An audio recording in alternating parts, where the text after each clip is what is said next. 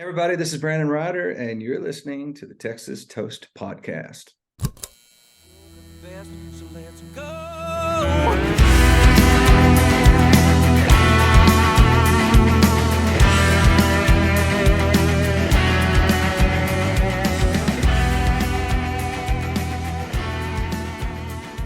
Cheers, everyone. Welcome to the Texas Toast Podcast with Miss Helen. I am so excited to welcome one of my favorite people. I've loved your music, loved his music since the very beginning, Brandon Rhyder. Hello, welcome to the podcast. Oh, thank you so much for having me on today. I really appreciate it. Yeah, well, you brought the sunshine. That's I'm, good. glo- I'm glowing for Brandon Ryder for this podcast today. So let's go ahead and get started on your career. And as it started, you've had so many great albums, great songs on the radio. I was in radio, played your songs. I've interviewed you when I was in radio.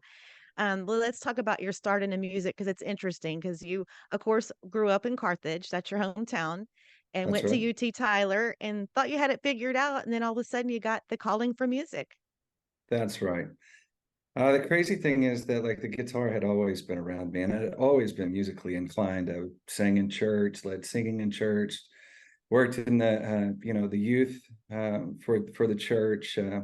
Then I did things in and around Carthage where there was two or three other guys and girls that we sang at different events. I was in the band. I played the trombone. I could have went to college on music scholarships, uh, but it didn't seem like the thing that I wanted to do at that time. I was just like, if I go to college and major in music, what am I going to do with that? So I went a more safe route, and I grew up, kind of in machine shops, wood shops. My dad, and those were, a familiar place, familiar smells, and so that's what got me to UT Tyler, majoring in industrial technology. And it was towards the end of college, and I went back home to East Texas, and I went to a party, and two of my friends were playing guitar, and I thought, you know what, Dad's got one of those in the closet. And so I called him and asked him if I could take it home, and he said, of course. And I went and I bought a Mel Bay book. It's basically like a book for dummies.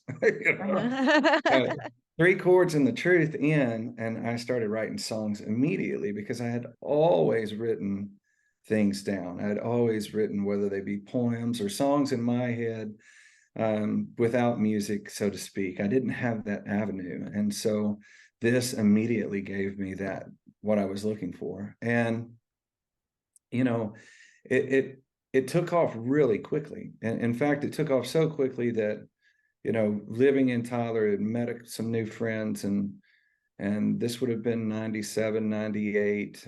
I had a friend grab me. His name was Ricky Casey. He's no longer with us, but he was a big part of pushing me over the edge, so to speak, and saying, he got me and said, hey man, we all like to sit around the campfire and play our silly songs, but you got something different, and maybe you should maybe think about going after that. And that was the first time that I really ever thought, yeah, maybe, and thus set the stage, so to speak, for what was to come.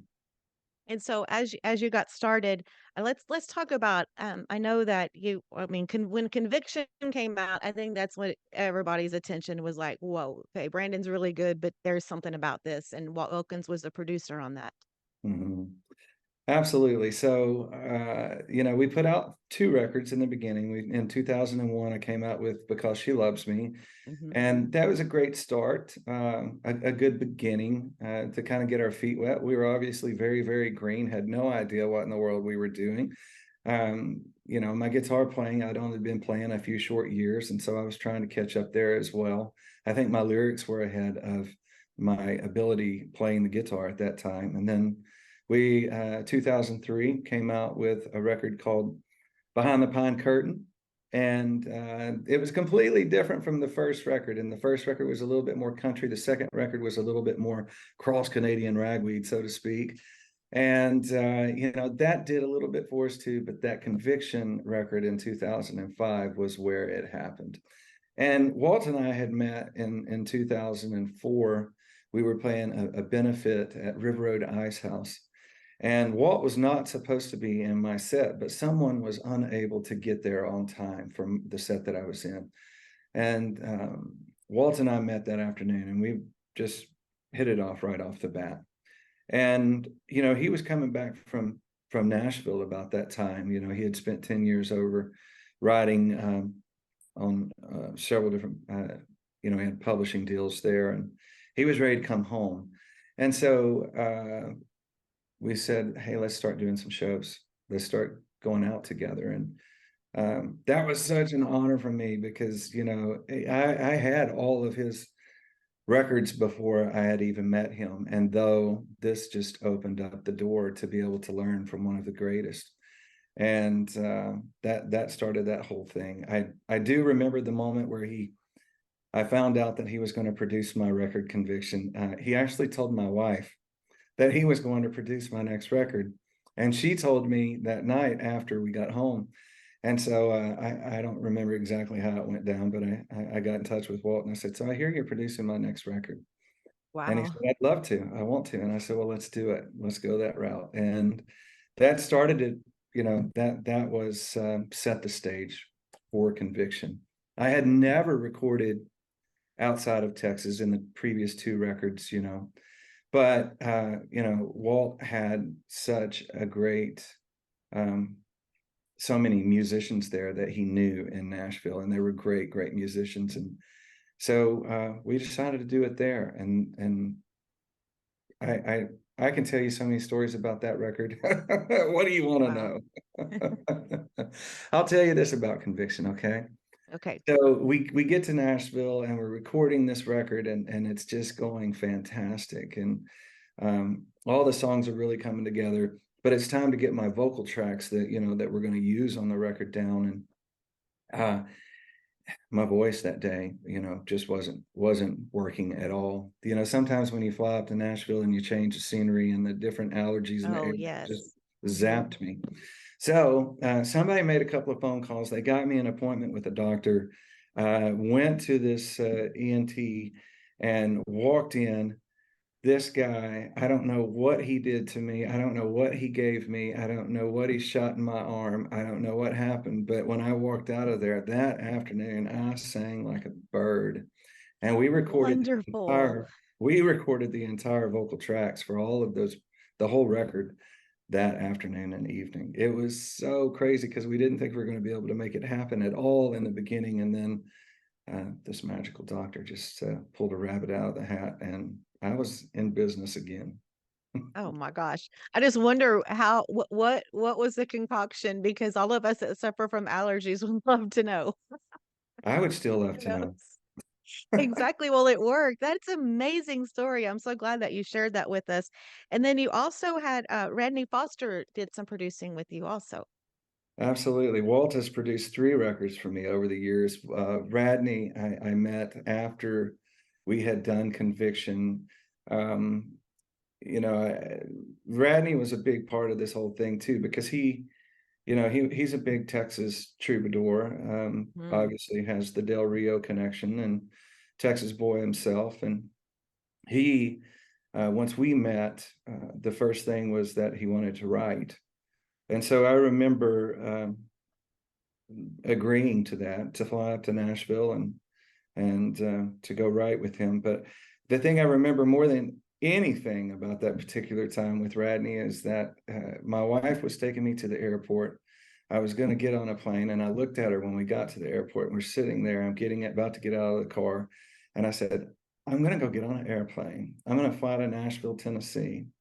Radney Foster's going to pick me up at the airport. I'm going to go stay at Radney What? Foster's house, and we're going to write songs for 3 days. And gosh, it was just, for a kid from Texas who just a few years earlier had no idea what I could do or wanted to do or even be in this business, to be able to make that connection was grand. And so, of course, Radney and I started writing together. We put out a record in 2008 called Every Night, and what a great experience that was to work with Radney and all of the great musicians that he brought to the table. Still to this day, all of my records, my favorite drum sound came off of that record with a great musician by the name of Craig Cramp, who could play the drums like nobody I had ever been around, and just I think really took that record to the next level. But with Radney in that record, that was really my opportunity to shop my music up and down Music Row. And by that time, I had a publishing deal. I was with Harlan Howard Publishing, and so I had, which is a legendary name in country music and in Nashville. And so, that's what we did with that record. We went up and down Music Row. We met with every label. I was told no repeatedly, um, and that's okay. It was a great learning experience for me. I knew that with that record that we had done, that I felt like that was about as close as I could come to being anywhere close to mainstream Nashville. I was pretty hard-headed and staying true to what I was doing and where I was going. But it was an amazing experience. It opened up so many doors for me. If we talk about Walt and Bradney combined, and the number of great songwriters that they introduced me to, and that I was able to step in and write with, people who were musicians who were so far ahead of me at that time. What a blessing! What an honor, Josh. It was a dream, really. Mhm. Well, let's talk about some of my faves. Backroads was one of my all-time, well, can't say all-time because I have so many favorites of yours, but Backroads is one that it's a go-to, always has been. Love that song.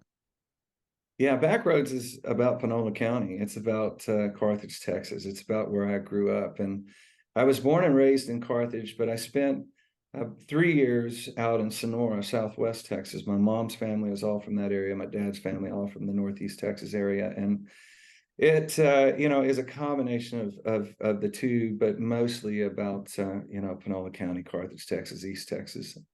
The great thing about that particular song is that when we recorded the record, that was the one song that I wasn't certain about. I did not think that people would understand what I was talking about riding back roads. I thought we were the only rednecks on the planet Oh, no. who rode back roads like that. And so it was very just one of those things where I wasn't sure. And I remember telling Walt that, and I remember Walt putting his finger in my chest and poking me in the chest and saying, son, we're putting that song on the record. And I'm so glad that we did.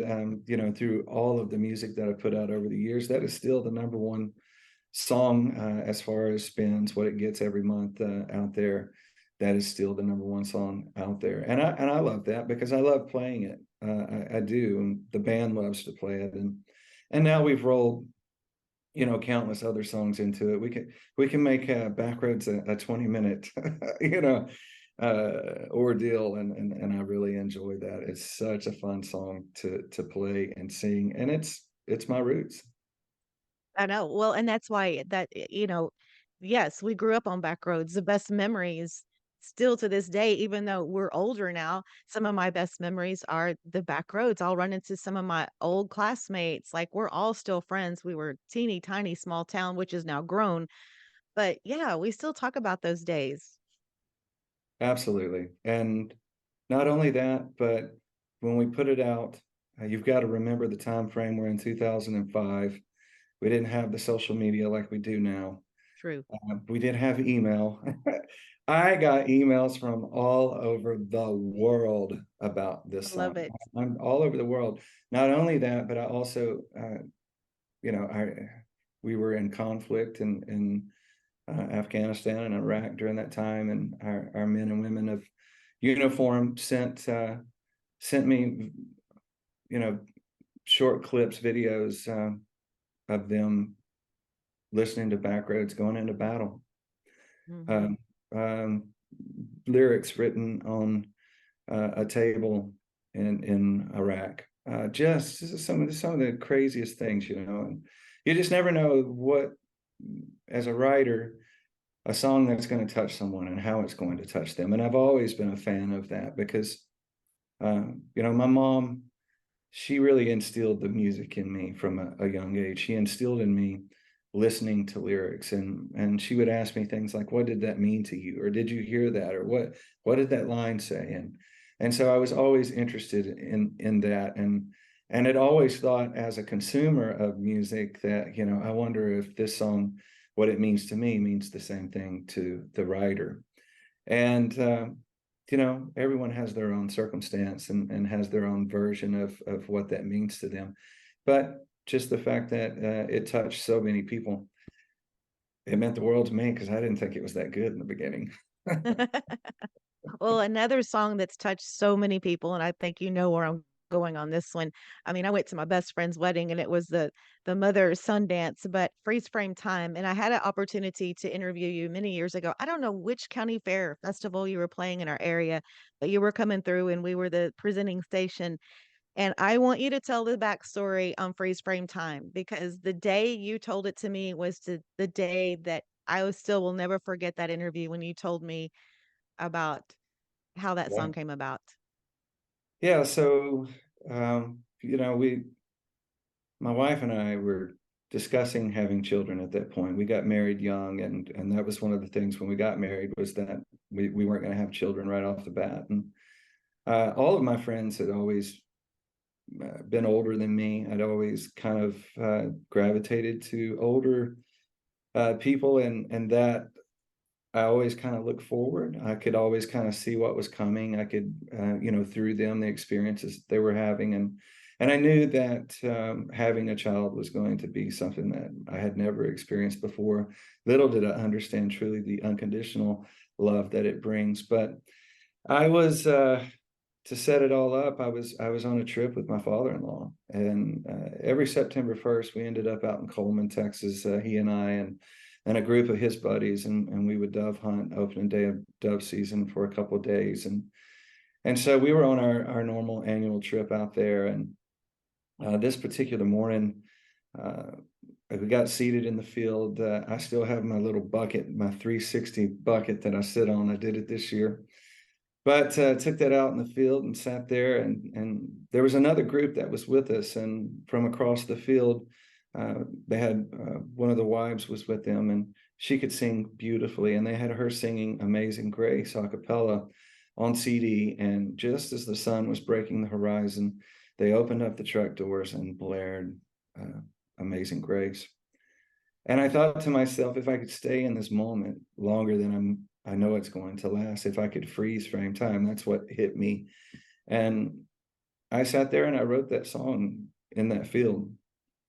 I don't know that I told you this part, but um, after we left there, I went to Fort Worth and had a clubhouse concert date with Walt on that Sunday night, and I played it. And there's a version of it out there. It's not exactly the way that we recorded it, but it was the initial version of it. And I remember playing Freeze Frame Time that night for he and Joni, and there might have been 25 other people there. And when I got through, I looked over at Walt, and Walt had that satisfaction look on his face. And he said, "Okay, that's it." You know, and that's truly when I felt like, okay, I'm becoming a songwriter.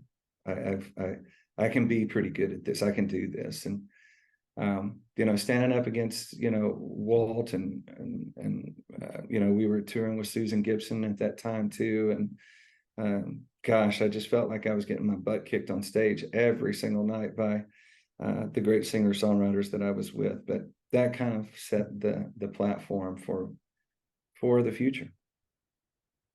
I'm so glad we have you on the podcast to share that story, because, like, literally, as you were telling the story, it's like goosebumps and tears, because that's such a special song, but that story behind it, you know, and you set it up to where you feel like you're there, especially those of us that hunt and have dove hunted, and your son's coming up. Just a beautiful story and great song for us all.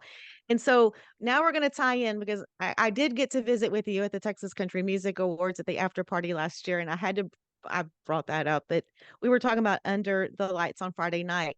And so you told me the most amazing story about Freeze Frame Time and your son to the Friday Night Lights song. Yeah, so yeah, my boy's a senior now. I call him Freeze Frame because that's, you know, who the song was written about. That was came out in 2005. Dusty didn't join us here on this rock until February of '06. It has always been a song that through his youth and his sister as well.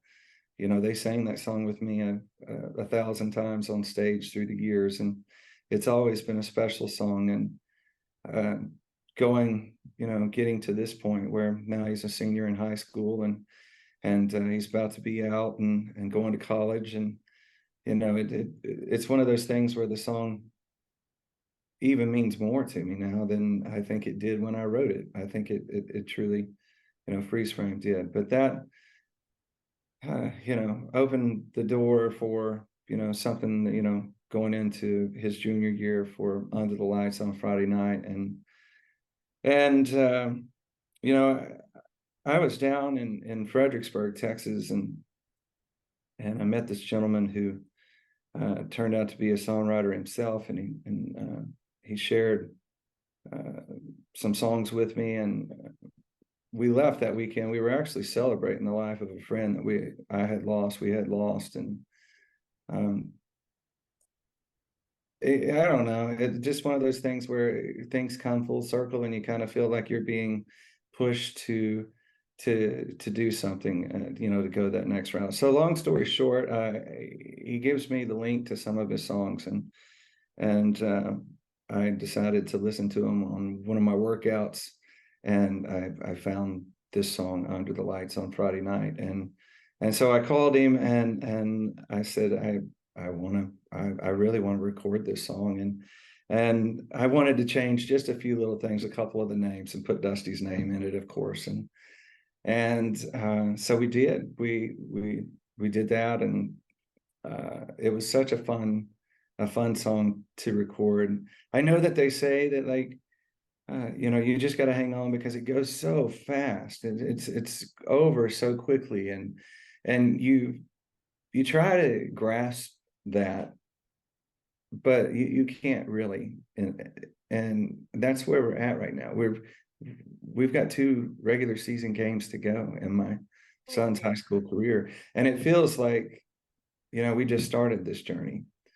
But what a fun song! What a great song to sing. Under the Lights on Friday night. It's about my boy. It's about everybody's kids who get to live that dream. And I've been able to be down on the sidelines and share a lot of these last 2 years with him. And it's been a blast to watch his growth in so many different areas. And I'm blessed to have had that song to be able to showcase that. So, and with that song, it seems like I remember seeing, because I know that all of our little small town uh, football moms were sharing it too. But you did something to where, like, you would come to someone's school to play, or there was some kind of little like contest you had going on with that for the Yeah, to schools. go, and we've done a few of those through the years where a high school will win, and we'll go in and do a little concert. I just saw a picture or a video of Randall King doing that. I just saw someone else doing it too. But always a great time to be able to go share that with our, not just our kids, but kids all over the place, and to be able to shoot that, and to be able to sing that. This is a definite time of our lives that we will never forget, um, and that's a good thing. Hmm. Yes. So he'll be playing college football. Well, the portal has got things a little bit jacked up these days in college football. We certainly hope that we're going to be able to achieve that. We haven't signed anywhere yet, but That's definitely that's what he exciting. wants to do, and I believe there's a place for him. That's exciting. So over the years, who were some of your biggest supporters as you were coming up, like in the beginning? You're talking about personally, Hmm. you know, I think in the early days, a lot of people think you're crazy. Like Kelly, my wife, and I, we had gotten married young. We had both gone to college. She was a nurse, and then I got my degree, and we got our first house, we kind of seemingly had everything going in the right direction. And then this dream kind of pops up and starts to play itself out. And I didn't really, in the beginning know what I was going to do with it, but I'll share the story with you, that how it all kind of came for us to even be in Austin, Texas. I had put together this little band in East Texas and Tyler, and we were more than garage worthy, but we practiced a lot. We didn't have a whole lot of shows outside. My bass player at the time, his mom booked us a show in Austin, Texas at Pease Park to do a show for if I remember correctly, there was a group, like a orthodontist from all over the country had come in for this meeting. And so we get out there, and like third song in, it just starts raining buckets, and the whole thing is over. We get everything that we have back in the U-Haul trailer. They put us up that night in a high rise down on 5th or 6th Street. And we got a bunch of beer, and we ordered some pizza, and we're all hanging out on the balconies, country boys and girls. We didn't see the city very often, at least not like that. And that was the night that, I looked at my wife and I said, I want to move to Austin, Texas, and I want to play music. And I guess, well, I know that she didn't really think I was serious about that. And she agreed to it. And we went home the next day. And then when she got home Monday from work, I had a for sale sign in the yard. And Wow. we sold our house. And in 3 months' time, we were in Austin. So there's a lot of things, that open those doors. Friends through that. I would say that Ricky Casey was definitely the guiding force in that. We lost Ricky a few years back in a just crazy accident, but he was the one who pushed me to even have that dream, so to speak. And then, as it continued to grow, I think you find that more and more people start to notice, and they say, hey, he's going to do this. He's really going to do this. It's really starting to work. And, I had other friends that told me that when I made this decision, they just thought I was the craziest person on the planet. Who in the world quits a great job and sells their house and moves and tries to do something that is kind of unheard of. But we did it. And Austin was the place for me over Nashville, because I was so green and I had no identity, so to speak, in what I was doing. I was writing these songs that in the beginning, there was a lot of them that weren't that good, but you were just happy to finish it, to get to that next level. And then once I started being able to write songs that were decent, it just continued to open the doors. And then, through Walt, meeting Walt and Susan Gibson and Hayes Carl and Ray Wiley. And, Oh, yes, yes. I remember those early days where, a lot of the time I would just go and watch other guys do it. I remember Kevin Fowler was still working at the Chronicle. If I remember correctly, he still had some long hair.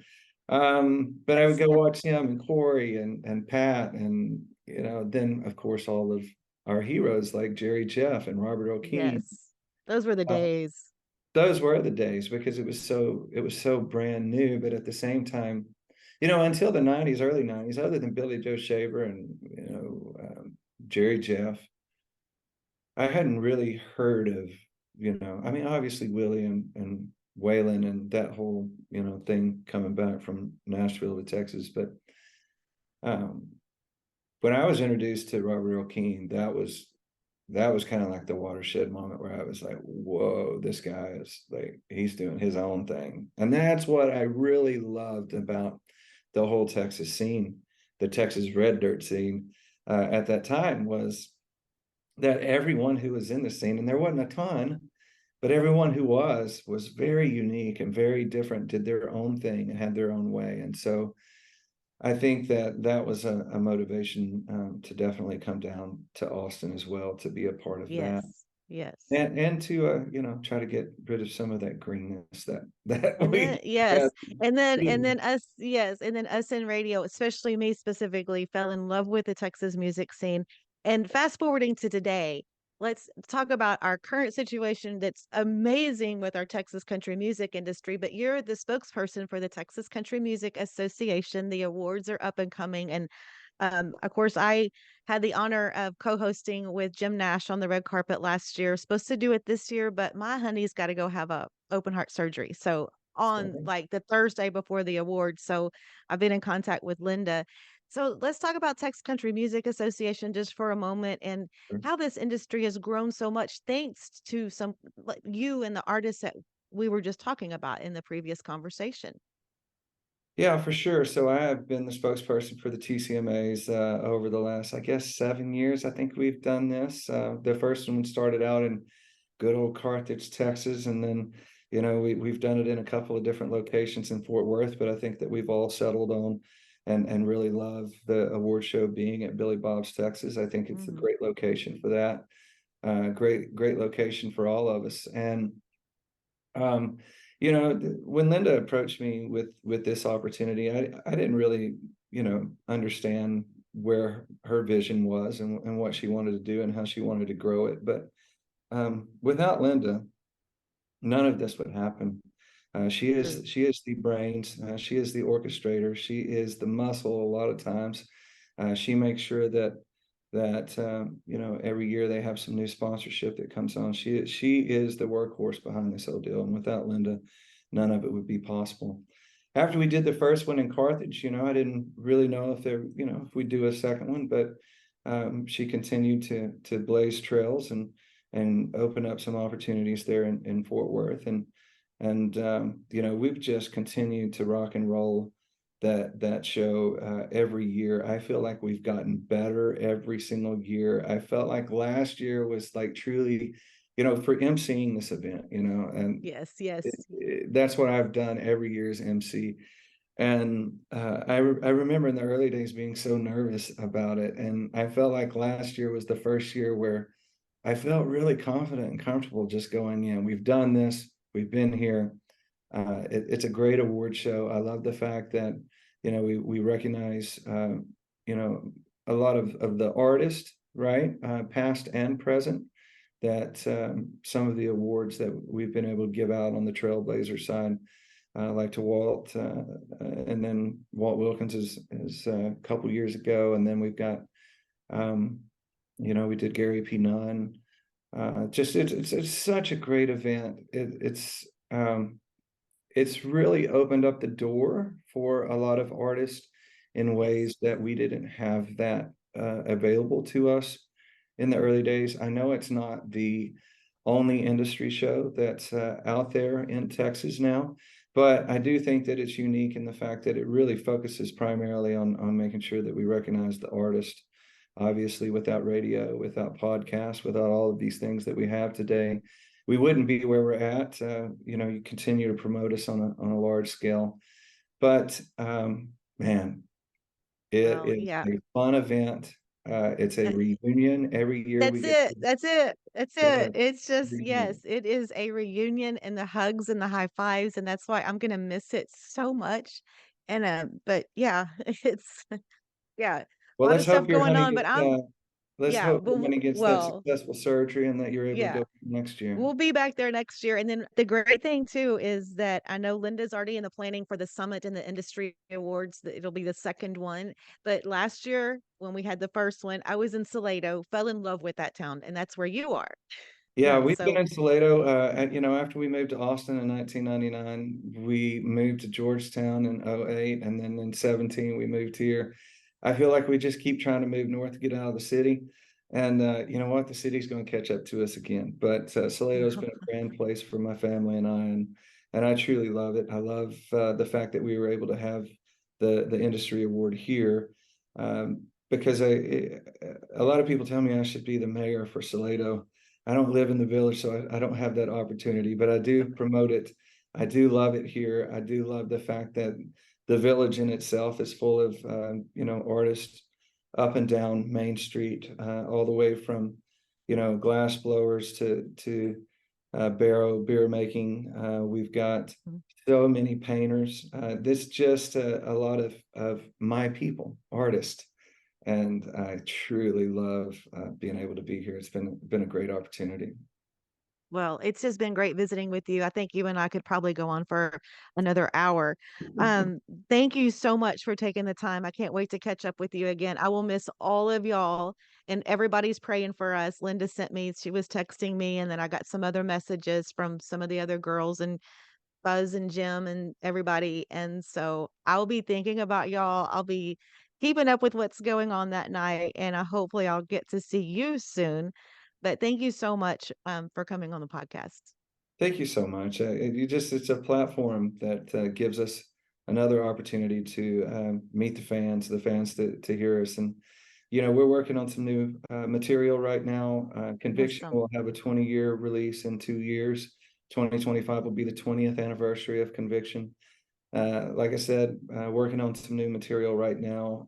My band is incredible, and we're going to hit the road more when these kids get out of the house and There you go to go. college. And it's going to give me a chance to be on the road more. So we'll see you Cool. again Cool. soon.